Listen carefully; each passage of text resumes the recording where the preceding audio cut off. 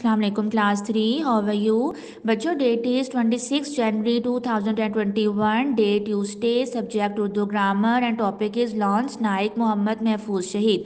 बच्चों आज हम उर्दू ग्रामर का काम करेंगे। उर्दू ग्रामर की कॉपी पर आज आपने लिखना है एस्से जिसका नाम है लॉन्स नाइक मोहम्मद महफूज शहीद। बच्चों काम करने से पहले आपने अपनी ये जो है वीडियो देखनी है, क्योंकि वीडियो के अंदर मैं लॉन्स नाइक मोहम्मद महफूज शहीद के बारे में आपको डिटेल के साथ बता रही हूँ। बच्चों हर मेन पॉइंट पर मैंने बात की है, वहाँ पर आपको काफ़ी जो चीज़ें आपको सीखने को मिलेंगी, आपकी नॉलेज में मज़ीद इजाफा होगा।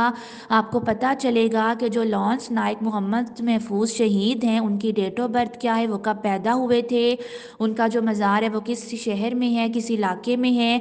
तो हर डेट वहाँ पर बच्चों मेंशन की गई है। हर डेट के साथ मैंने आपके सामने जो लाइन है प्रॉपर शो की है।